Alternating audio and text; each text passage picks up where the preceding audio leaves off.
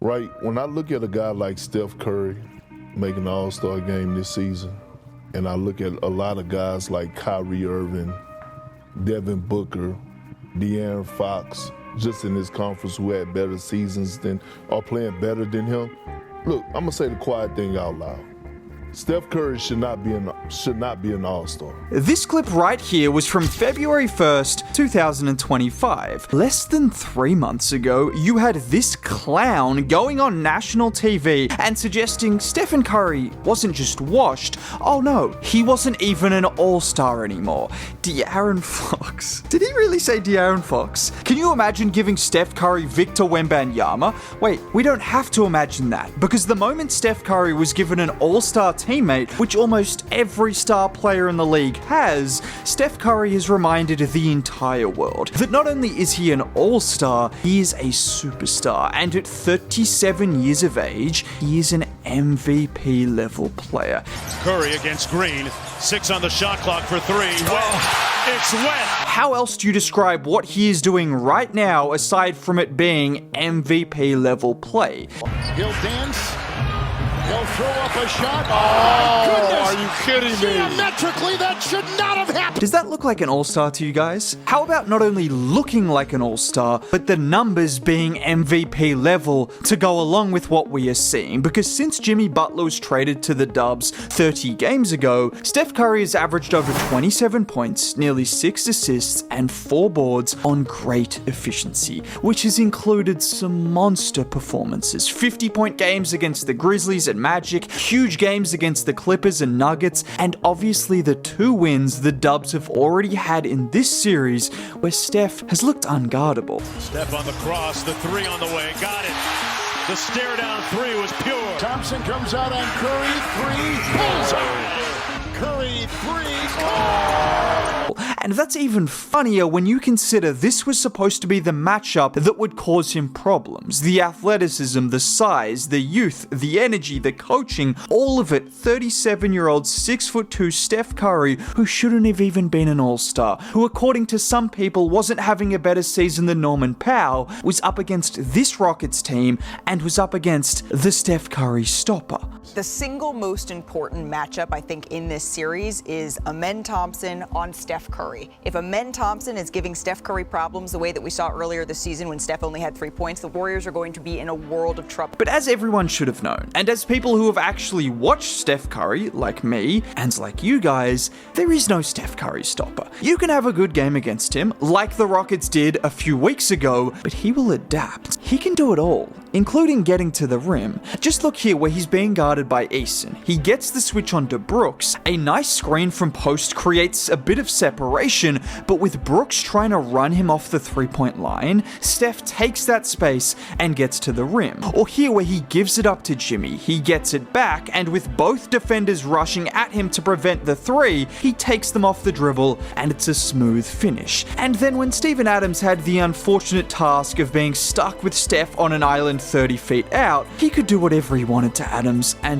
nothing would change the outcome, as he blew straight past him and finished at the rim. And I mentioned it before, but the addition of Jimmy Butler has just completely changed everything for Steph Curry. Obviously, we talk about it from a basketball perspective, and having another guy who was capable of creating for others, creating his own shot, not to mention the defense, the mentality, the leadership, the hustle, everything Jimmy Butler brings from a on-court and basketball perspective. But you also have to consider the mental side. We talk a lot about the physical side. At 37 years old, the work Steph has to put into his body every single day just to get up, just to be right, and then have to face matchups where he's being double teamed, where he's being grabbed off the ball, where he's being tackled, all of this whilst not having a reliable second option. Think about the mental toll this would have had. While Steph Curry had to know deep down that the team he was playing with prior to Jimmy Butler just wasn't a team capable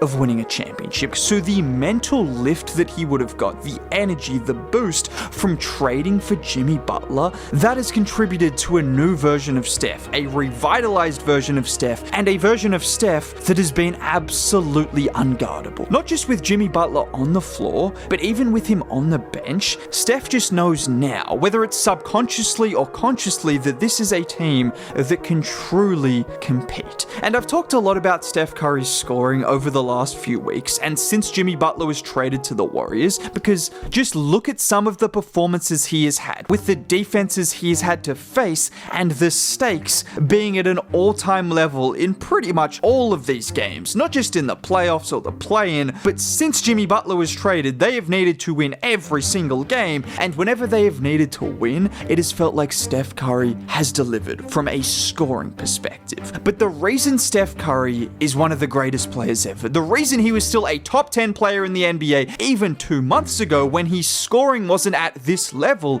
is because of his playmaking. It's because of his gravity. So when you compare Steph to guys like Norman Powell or De'Aaron Fox and simply look at the scoring numbers and the shooting splits, firstly, you're an idiot to ever do that, but pushing that to the side, you have to recognize this is a one-man offense who will generate scoring opportunities every single time he touches the ball. And Game 3 against Houston was a great example of that. Just look here as he brings the ball up the floor. And pause here. Look at the double team. Look at the position on the floor. And there is a reason the Warriors had GP2 setting the screens for them, because when Steph gets blitzed and doubled 40 feet away from the basket, you have someone in GP2 that can roll to the rim aggressively, using his speed, using his quickness, and his ability to finish at the rim. Different to a guy like Quinton Post or Kevon Looney, who obviously don't have that quickness and ability in the open court. And that is why it is so unique, and why GP2 has found such a unique role, because no one else is putting you in that position where you have a 4-on-3 effectively from half court. We have seen players create 4-on-3 situations, but no one does it from the spots on the floor Steph Curry does it from, and that is why GP2 has been an absolute killer in certain situations, utilizing his unique skill set to take advantage of Steph Curry's one-of-one skill set. It is something we have never seen, and the playmaking goes deep. How about on this play where Steph sets the screen to try and get Dre downhill, but Brooks does a good job at switching. However, both Van Vliet and Adams go to Steph off the pass, and it leaves Buddy wide open. Now, I know Buddy Hield hasn't had the best season of his career, and he has some head-scratching plays, to say the least. Just ask Jimmy Butler. That is still one of the greatest shooters of all time, being left wide open because the defense is so worried about Steph Curry, who wasn't even open at the time, they just wanted to double team him.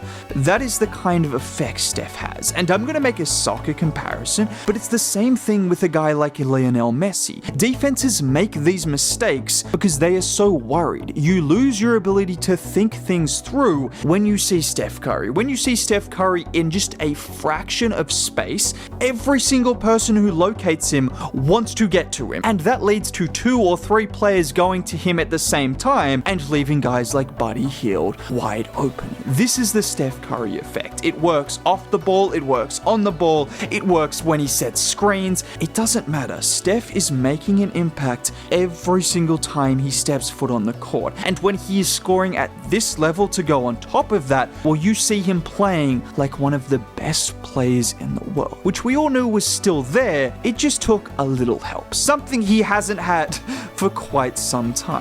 And now all of a sudden, even against the Steph Curry stopper, Amen Thompson, well, he has had absolutely zero chance at slowing down Steph. And the way Steph is playing right now, if Jimmy Butler can get back healthy, this Warriors team has a chance at doing absolutely anything. That is how good Steph Curry is, and that is how good Jimmy Butler is. Now, if you want to see me talk more about the Warriors in general, click on this video, consider subscribing for more content like this, dropping a like would be cool. Most importantly, have a great day. Bye.